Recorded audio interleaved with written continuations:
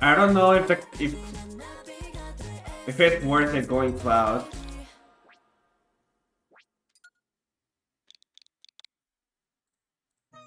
Uy, qué ultra rolón ese Kumar.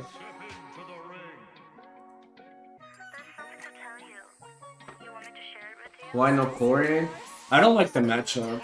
Like I think my plant and Nietzsche probably do the best out of my characters. Like all of my characters.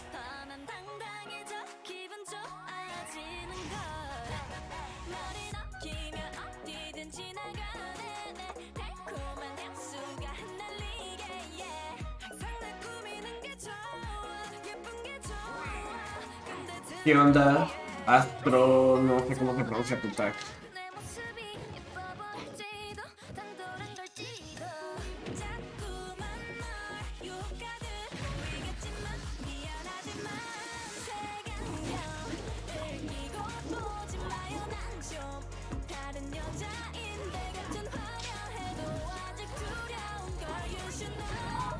Oh, nice.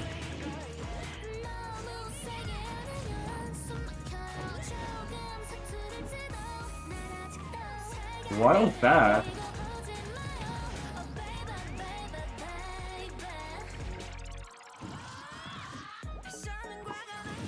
That was on purpose.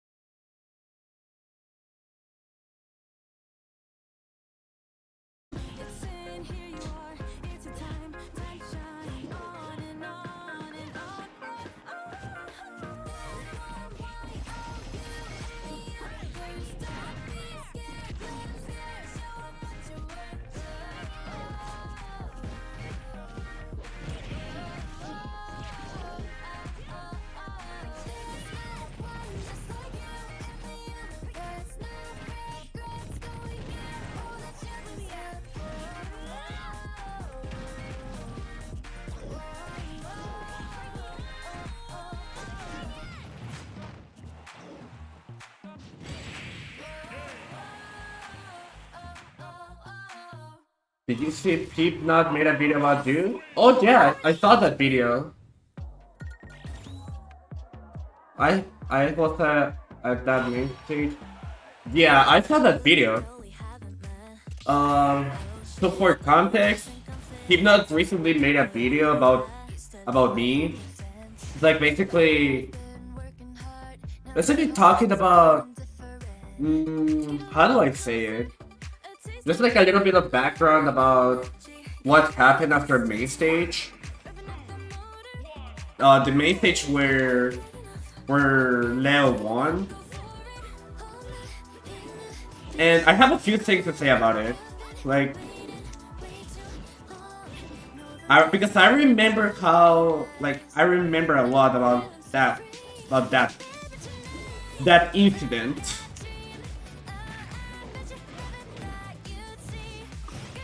It was kind of hard to process at the time. Like, that one time I choked against Leo.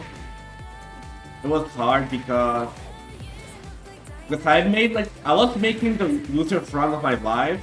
Like, I love to check, I think, before top 16. I love to check, and then in losers, I have to play AC. For those who don't know, AC is from our region. We play a lot. It was very important that we have to play for 17 plays. No one knows about that set, but it was off stream. But basically, I was very upset about losing to Czech. That when I was playing against AC, I went down 0-2. I was down 0-2, and I had to make a reverse trio to win. That was to make top 16. So after barely beating AC, I remember I was very upset because I thought the loser run was impossible. Because I had to play Ethan, and Ethan at the time was very good. I mean, he's still good, but you know, he was very good. BK matchup is impossible. But I beat Ethan 3-1 the next day, and then I beat Cola 3-0. And then I beat Light. I got the run back against Light from Smash Gun. I beat Light. I beat Shaq in the run back. And then I beat T Pac-Man. And then I beat Elegant. And all of that to make grand finals against Leo. I choked. No, I should have matched them. So I made the run back against Shaq, and then I beat T Pac-Man, and then I beat Elegant, and then I went against Leo in the grand finals. I took the first set, and I was so close to winning. But I made a key mistake that cost me the entire tournament. I remember it was hard to process because back when I was 15, I wasn't a very expressive person. I was very apathetic about a lot of things.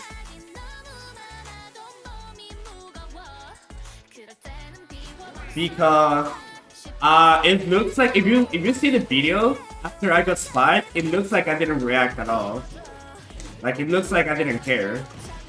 Because I was not used to, I don't know, I was a weird person. I was very apathetic. But after that, I thought Leo, I immediately ran out of the venue, like as Steve not said in the video. Just because it was a very hard moment. And as soon as I got outside, I started crying, like sobbing. Like, probably the hardest I've ever cried after losing a tournament. So, what Hypno said about But how I went to the opposite direction. No, I think it was right. I don't remember, but all I remember was that there was no people. Like, I'm lucky there was no people outside. I just sat on the floor and started crying. And I'm gonna be honest, I don't remember studying. Like, I'm pretty sure I probably did. Or I probably did. Like, I was probably just like... I was probably more of like watching the clip to see what I did wrong.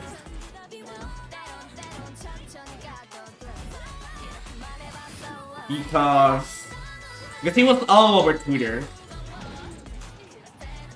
And I was like just trying to figure out what I did wrong. Which, as everyone knows, jumping to air dodge, like, I'm pretty sure I created the American air dodge with that set. But yeah, I wanted to realize what I did wrong.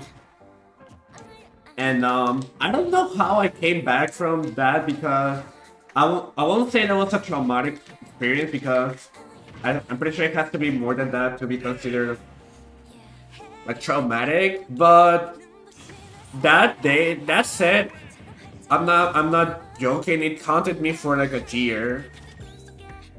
It was kind of, I tried my best to move on. Like, I did my best to like just keep practicing and do my best to like come back. But I was so devastated because I was getting so close. Like, before that, I got third at Summit, third at Riptide, and then I got second at Smash0, and second at Port Parity. And I kept getting well to game 5. Patricia, thank you for the gifted sub.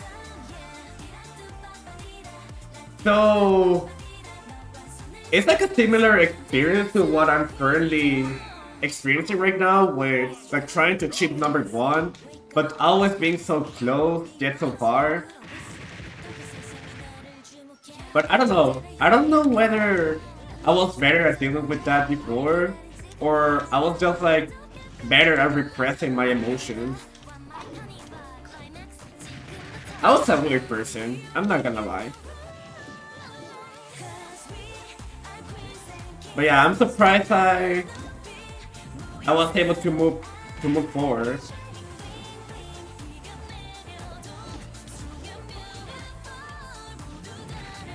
Because nowadays, if that happens, like, I don't know, I will probably just be devastated on stage.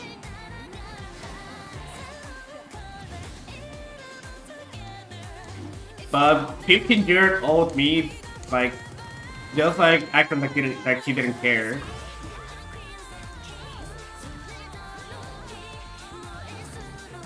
Not on purpose, but yeah, that was weird.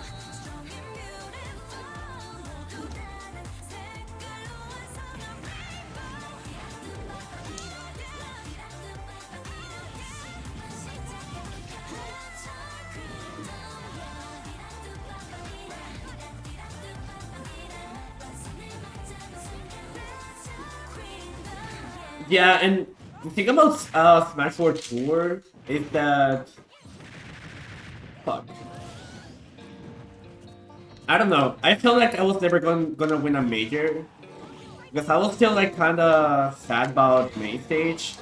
And I was like, okay, Smash 4 Tour, it has to be that. But it didn't happen, and I was just like, okay, yeah, I think I'm never winning anything. But next major, Smash Summit, I win. I win the next 2 majors actually. I won Summit and Collision. Fuck.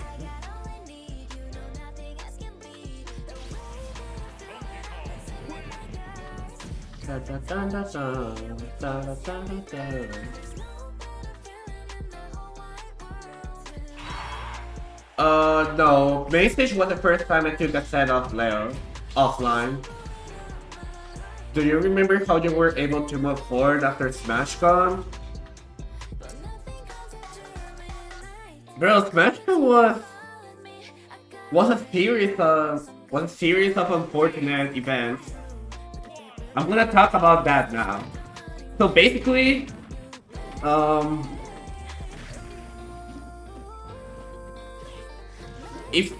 first of all, if there's a guy on Twitter who says that I underperformed because of him, don't listen to that guy. Because there was a lot of drama.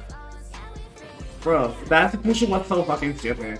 I don't know if you guys remember, but someone, yeah, the Steve incident, bro.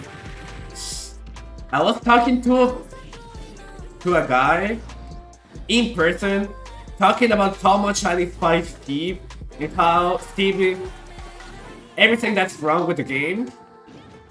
And of course, I'm not gonna say I didn't, because everyone does. I was trash fucking players. Probably Steve main. Like, I don't know. Everyone does that. I'm not attacking them as a person. I'm just saying, bro. You know,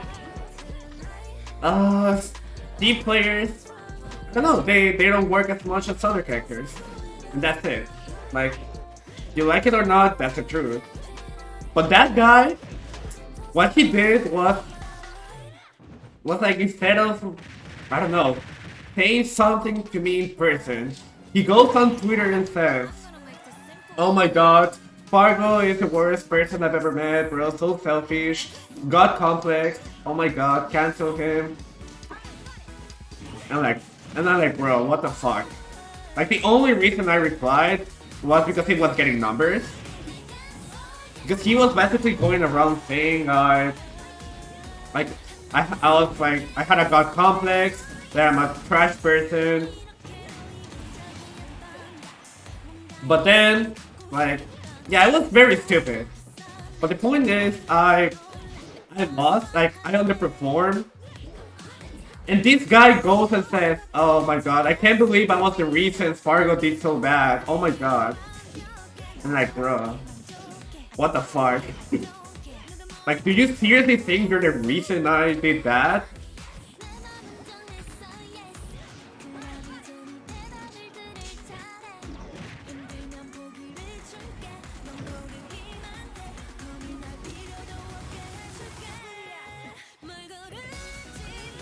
Nice.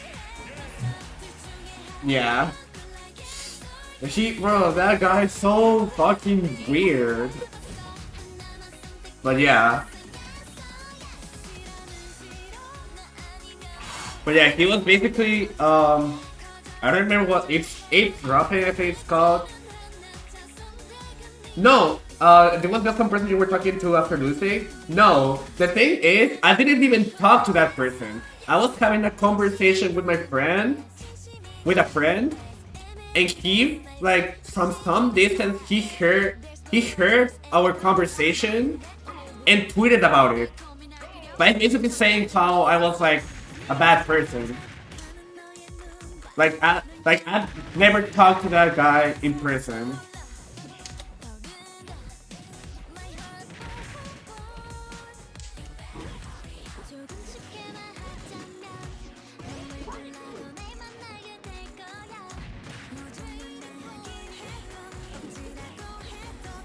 Yeah.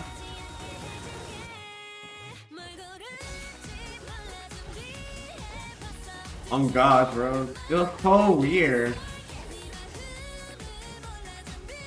But anyways, what happened at SmashCon was that, first of all, like, that weekend the rankings got released,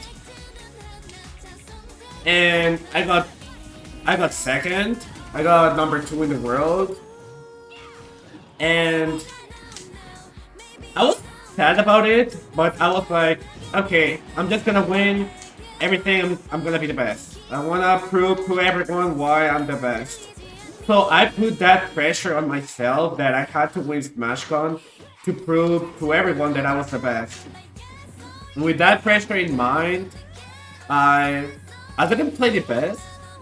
Like, I'm not gonna blame everything on that because I lost to LY, a Corey from Japan. And back then I didn't know the matchup. But I had the pressure, I was very nervous.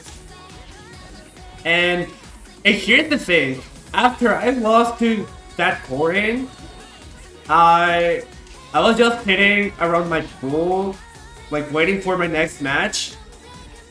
And all of a sudden, my controller falls out of my hand. And it breaks. My controller breaks. That's right, my controller broke before playing against Creeps Ali. I had to borrow one. I had to borrow a controller.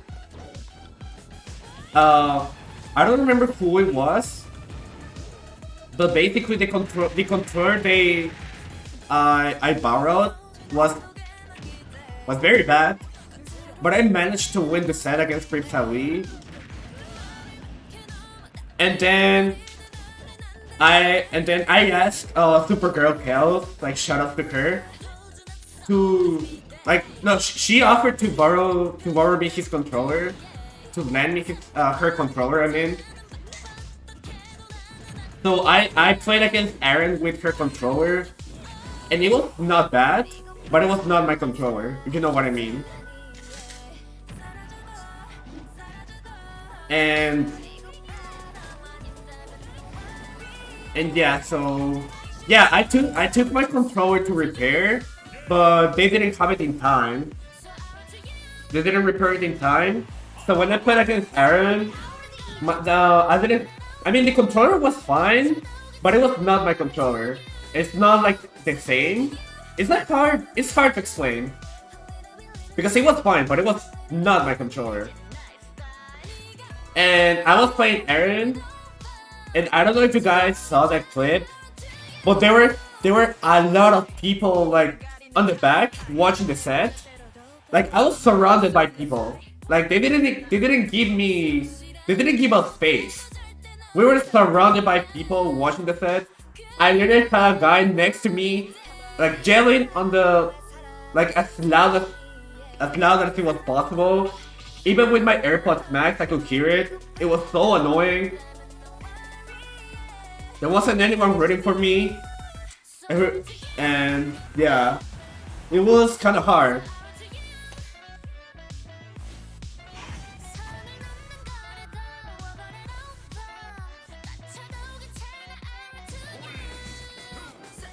Yeah, it was hard because they didn't give me space.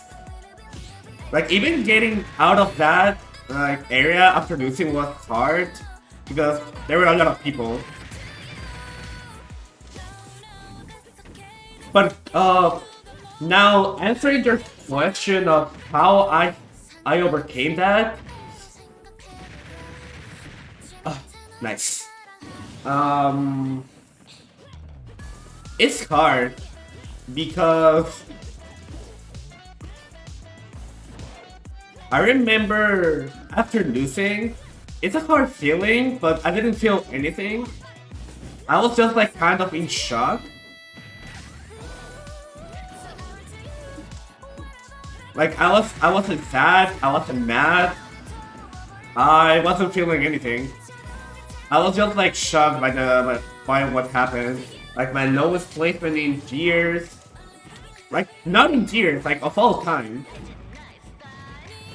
And I remember I spent like 30 minutes in the venue because I was waiting for my controller to be repaired. So I was just like in shock. I was in silence the whole time.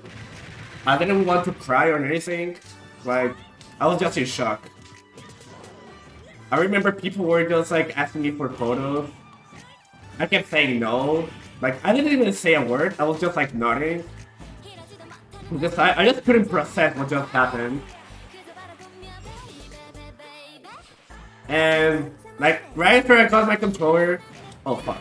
I just went outside and I started crying. Like I started crying very hard. It was it was very hard to process at the moment. Because I've said this before, but it's a lot of things. Like, I'm not the greatest person at handling, like when people make fun of me or people tweet about me being like, I don't know. When people make fun of me, I'm not the greatest person at dealing with that.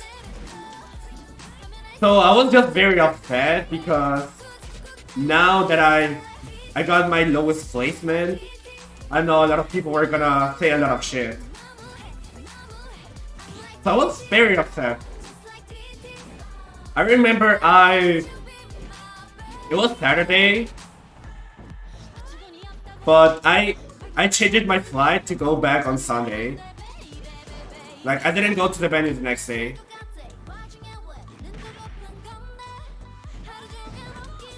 No. Okay. So, and then the hardest part was that I had a tournament. I had a tournament the week after. It was Delfino Masa. And I was thinking of not going, but I'm very close with the TO. And I was like, nah, I cannot do that to him. Like, I already confirmed. I talked my word. So I'm just gonna go. So I don't know how I did it, but I somehow won. And that helped me regain my confidence, like for a certain, in some part of the game, it helped me regain my confidence because I beat Luto, I beat Ken. So I was like, okay, maybe it was just a bad day.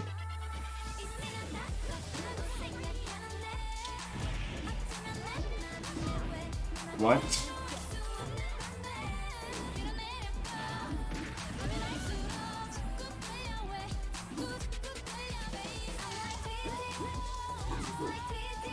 Yeah, I've been trying my best not to listen. Like, I don't know. I'm a weird person because I care a lot about what people think. Fuck. But I've been going to therapy for quite a bit now, and I've been working on that. That's also why I haven't been on Twitter. Because I'm gonna be honest, I had a very bad Twitter addiction, and I had a really bad habit where I would name search my tag a lot. I would name search myself a lot, and that's like the worst thing you can do. So that's why I haven't been using Twitter that much. It's hard to deal with. I mean, at least for me, it's always been hard.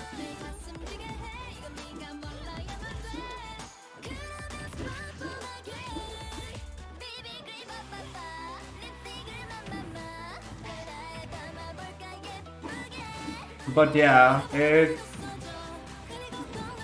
Twitter is full of like people with no empathy. And the hard part is learning that no matter if you're a good person or if you don't do anything wrong, people will always talk shit about you if you're famous to a certain degree. Uh-oh.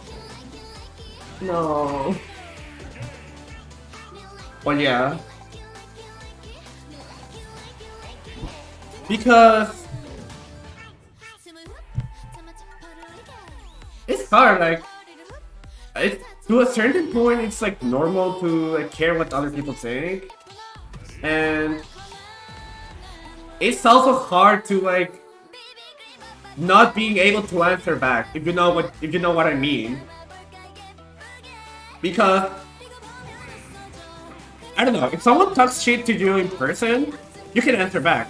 And that's also the reason why people feel so comfortable by talking shit on Twitter. Because they're behind a screen, and they get no consequences. But in person, you can answer back.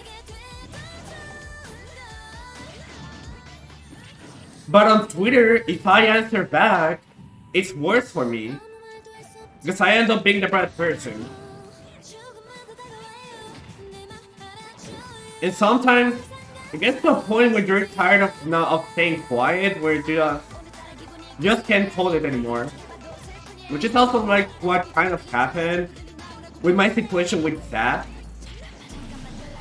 Because I was mad because I tried my best not to get involved in stupid shit like that. But then we had people instigating that stuff. Like, and like I'm not even close to SAP or anything like that. But I was like, at that point, I don't remember what it was, but I was already tired of people talking shit to me where, I don't know, I felt like I had to say something. It was probably a bad decision, but yeah. And it's kind of fucked up if you think about it, because you got grown-ass people like instigating beef between teenagers. I'm like, bro.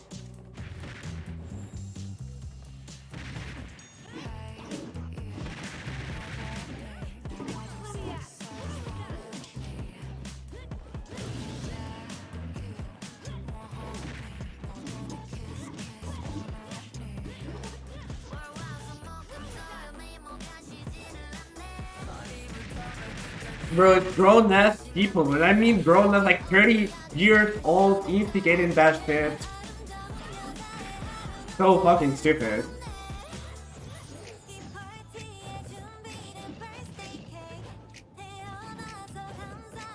Because I know, like, if I'm correct, it was Hitchcock's idea. Like, correct me if I'm wrong, but that's Hitchcock's idea. And I'm pretty sure it was that way, because he kept encouraging people to trash talk to get, according to him, like, chances to get sponsored. Because I know he said the same thing to Zamba. But I don't know, man. Like, I try my best not to get involved in that. Like, I never trash talk anyone.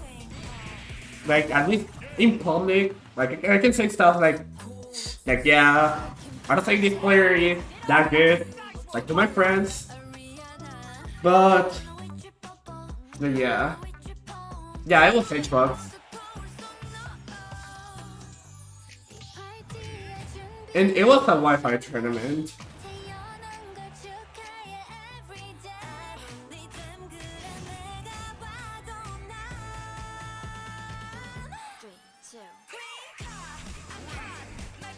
It was so fucking cringe.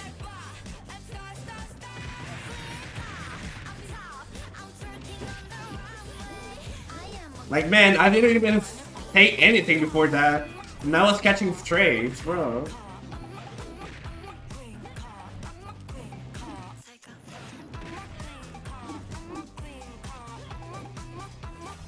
Yeah, sad Bowser Jr.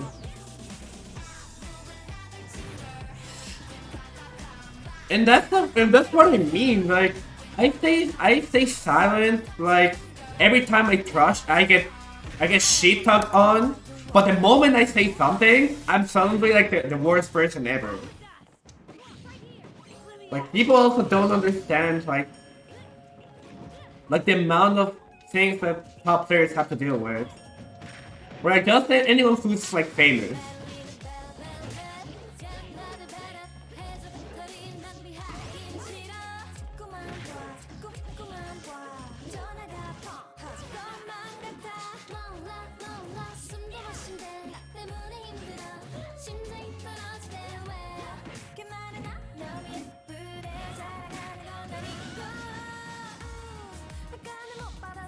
Quivering? What does that mean?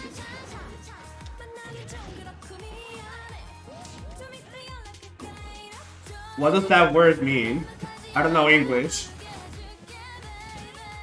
Oh, shaky. Oh, no, I'm good. Oh, I don't know. I'm good. But yeah, I had to get that out of my chest because it sucks. It's so annoying. Like how much shit I have to handle sometimes. And if I answer back, I'm the worst person ever.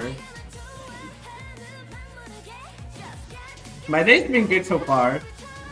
But I think I'm losing a lot against ChunkyKong because I'm not focusing.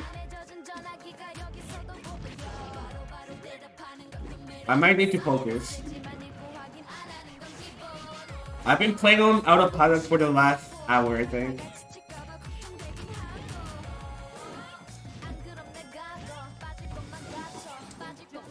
B. What for B? You know, it's so weird because the community would have three menus not talking about adults. The thing is, the Smash community is not toxic in real life. I've never had a... I don't think I've ever had a bad experience with anyone, like, in real life. They're always so nice. Like, I'm not gonna say names. I'm not gonna say names, but there's people on Twitter that instigate a lot. And I've seen those guys in person, and they're like the most introvert, shy people I've ever seen.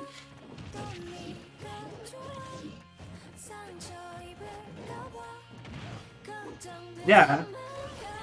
Like that guy from Smash0, like he was literally next to me but didn't say a word. No.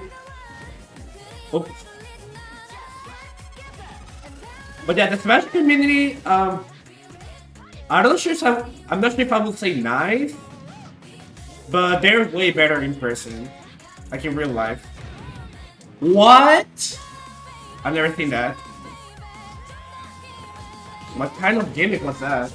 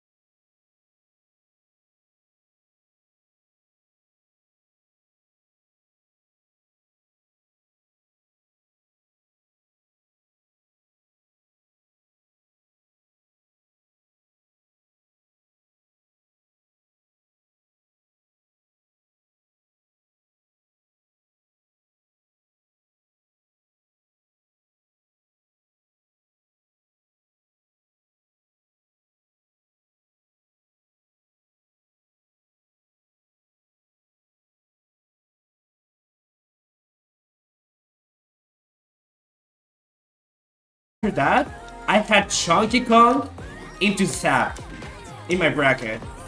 You're not gonna tell me that's not rigged. And it's funny, because you guys probably don't know this, but like 70% of the tournaments are rigged. It's not necessary to, like in a bad, with bad intentions, but it's for, to make hype sets happen. But yeah, most tournaments are rigged. And also because they want to see upsets happen.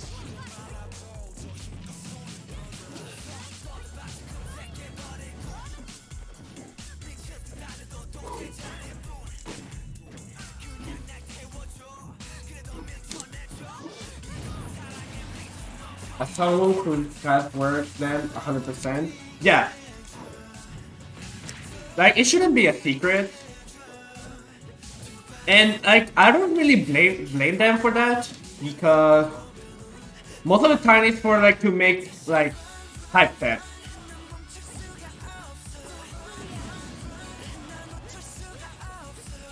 Yeah, it's for the viewership, but like I'm not really against that.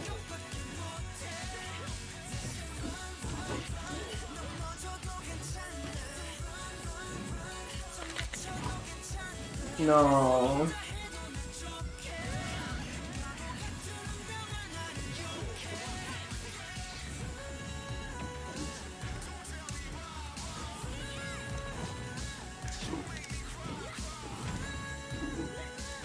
No, no, no, no.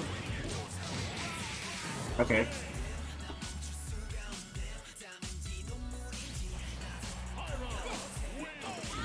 Yeah, I think it's fine. They also do it to prevent like people from the same region playing against each other. So it's fine.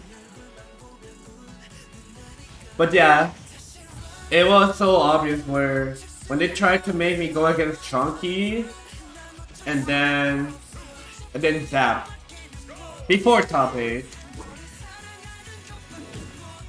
My BTS bias is B. I'm not a big fan of BTS, but I like a few songs. And here's my bias.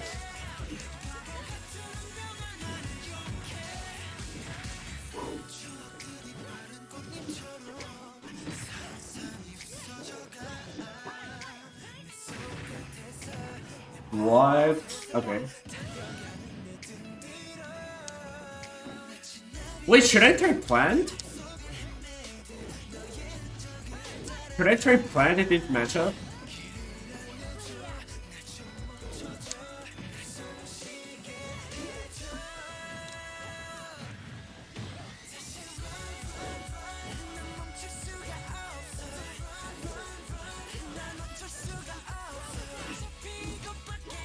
I've been playing on autopilot for so long.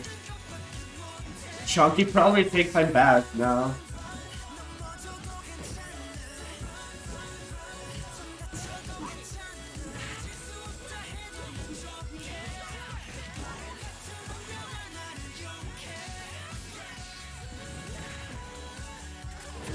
No. I'll donate a sub if you play plant. Worked?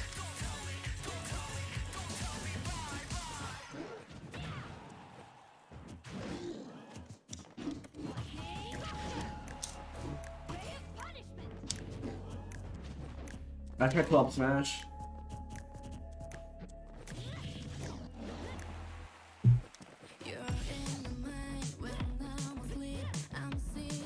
Some point people say you were the best Aegis. Where would you say you stand today? I can be the best Aegis again, but the thing is that shoot on main stages and I don't, and I never will. So he can have that title.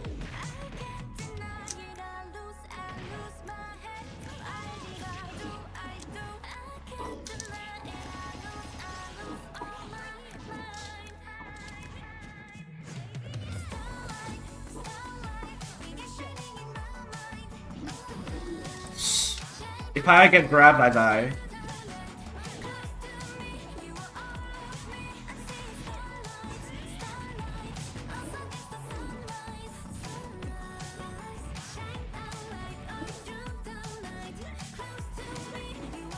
No!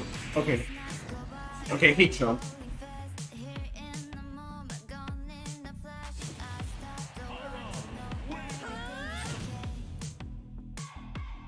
I thought you used to call main Aegis. I used to main Aegis.